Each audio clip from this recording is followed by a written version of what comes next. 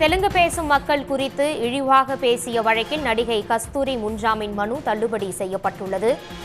தெலுங்கு பேசும் மக்கள் குறித்து நடிகை கஸ்தூரி இழிவாக பேசியிருந்தார். இது தொடர்பான முன்ஜாமீன் மனு தற்போது தள்ளுபடி செய்யப்பட்டுள்ளது. அதன் முக்கிய செய்தியை பார்த்துக் கொண்டிருக்கின்றோம். இது தொடர்பான முழு விவரங்களை எமது செய்தியாளர் ரஃபீக் வழங்க கேட்கலாம். ரஃபீக், இது தொடர்பான முழு விவரம்.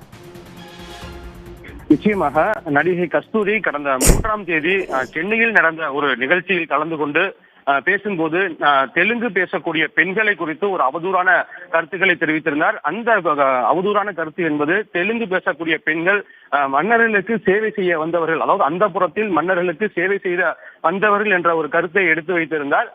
இந்த கருத்து என்பது மிகப்பெரிய ஒரு சர்ச்சையையும் கண்டனத்தையும் கிளப்பியது. இது சம்பந்தமாக நடிகை கஸ்தூரி மீது தமிழகத்தில் சென்னை, மதுரை உள்ளிட்ட பல்வேறு மாவட்டங்களில் 6 வழக்குகள் பதிவு செய்யப்பட்டது. இந்த வழக்கில் மதுரை திருநகரிலும் ஒரு வழக்கு பதிவு செய்யப்பட்டது. இந்த வழக்கில் இருந்துதான் தனக்கு முன்ஜாமீன் கோரி காவல்துறையுடைய கைதுக்கு அஞ்சி தலைமறைவாக உள்ள நடிகை கஸ்தூரி தனக்கு முன்ஜாமீன் கோரி உயர்நீதிமன்ற மதுரை கிளையில் மனு தாக்கல் செய்திருந்தார். இந்த மனு நேற்று முன்தினம் விசாரணைக்கு வந்திருந்தது. நீதிபதி ஆனந்த் வெங்கடேஷ் விரிவான இந்த வழக்கை விசாரணை செய்தார். விசாரணையின் போது நடிகை கஸ்தூரிக்கு பல்வேறு The person you are speaking with has put your call on hold. Please.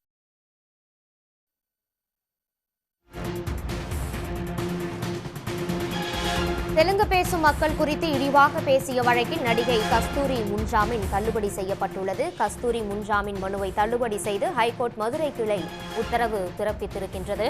Madurai திருநகரில் பதியப்பட்ட வழக்கில் முன்ஜாமீன் கோரி மனு தாக்கல் செய்திருந்தார் நடிகை கஸ்தூரி. முன்ஜாமீன் மனு தற்போது தள்ளுபடி செய்யப்பட்டதால் நடிகை கஸ்தூரி கைது செய்யப்பட வாய்ப்புள்ளதாக தகவல் வெளியாகியுள்ளது. ஏற்கனவே போலீசாரின் சம்மனை பெற மறுத்த கஸ்தூரி தலைமறைவாக உள்ளார். இந்த சூழலில் அவருடைய முன்ஜாமீன் மனுவும் தள்ளுபடி செய்யப்பட்டிருக்கின்றது. இதனால் எந்நேரமும் அவர் கைது செய்யப்படலாம் என்ற தகவல் வெளியாகியுள்ளது. தொடர்ந்து இணைப்பில் இருக்கும் எமது செய்தியாளர் ரஃபீக் ராஜா வழங்கும் தகவல்களை கேட்கலாம். ரஃபீக் ராஜா, தொடர்ந்து நீங்க தகவல்களை பதிவு பண்ணலாம். நிச்சயமாக. அதாவது நேற்று முன்தினம் இந்த வழக்கு நீதிபதி ஆனந்த் வெங்கடேஷ் முன்பாக வந்திருந்த போது அரசு தரப்பில் கூடுதல் தலைமை வழக்கறிஞர் பாஸ்கரன் ஆஜராகி கடும் வாதங்களை வைத்திருந்தார். குறிப்பாக இதுபோன்று மொழி பேசக்கூடிய இந்தியாவில் பல்வேறு மொழி பேசக்கூடிய மக்கள் வாழ்க்கையில் தமிழகத்தில் இருந்து கொண்டு திட்டமிட்டு தமிழகத்தில் சட்ட ஒழுங்கு பிரச்சனையை ஏற்படும் விதமாக நடிகை கஸ்தூரி பேசி வருகிறார். இதனால் தெலுங்கு பேசக்கூடிய மக்கள் மிகுந்த வேதனையில் உள்ளனர். எனவே இது ஏற்கத்தக்கது அல்ல. மேலும் திருப்பதிக்கு தமிழகத்திலிருந்து பல லட்சம் மக்கள் தினந்தோறும் சென்று வருகின்றனர். அங்கு ஏதாவது தமிழர்களுக்கு ஆபத்து ஏற்பட்டால் அதை எவ்வாறு எதிர்கொள்ள முடியும்? எனவே இவருக்கு முன்ஜாமீன் வழங்கக்கூடாது. இவரை கைது செய்து விசாரணைக்கு உட்படுத்த வேண்டும். இவர் மீது பதியப்பட்ட வழக்குகளுடைய பிரிவுகள் பொருந்தத்தக்கதாக உள்ளது. எனவே முன்ஜாமீன் மனுவை தள்ளுபடி செய்ய வேண்டும் என்று வாதிட்டிருந்தார்.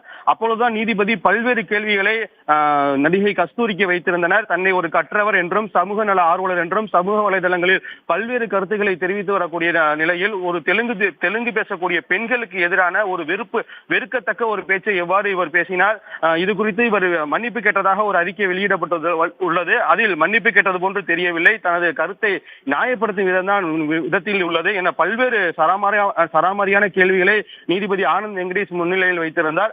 இந்நிலையில் இந்த வழக்கில் பல்வேறு தரப்பு வாதங்களையும் பதிவு செய்த நீதிபதிகள் இந்த வழக்கில் ஒரு விரிவான உத்தரவு பிறப்பிக்கப்படும் என்று கூறி இன்று ஒத்தி வைத்திருந்தார். தற்போது சற்று முன்பாக நீதிபதி தீர்ப்பு வாசித்தார். இந்த வழக்கில் நடிகை கஸ்தூரிக்கு முன்ஜாமீன் வழங்க முடியாது என்று கோரி அவர் மனுவை தள்ளுபடி செய்து உள்ளனர். உங்கள் விரிவான தகவல்களுக்கு நன்றி ரஃபீக் ராஜா. உடனுக்குடன் செய்திகளை தெரிந்து கொள்ள சன் நியூஸ் பெல் ஐகானை கிளிக் பண்ணுங்க.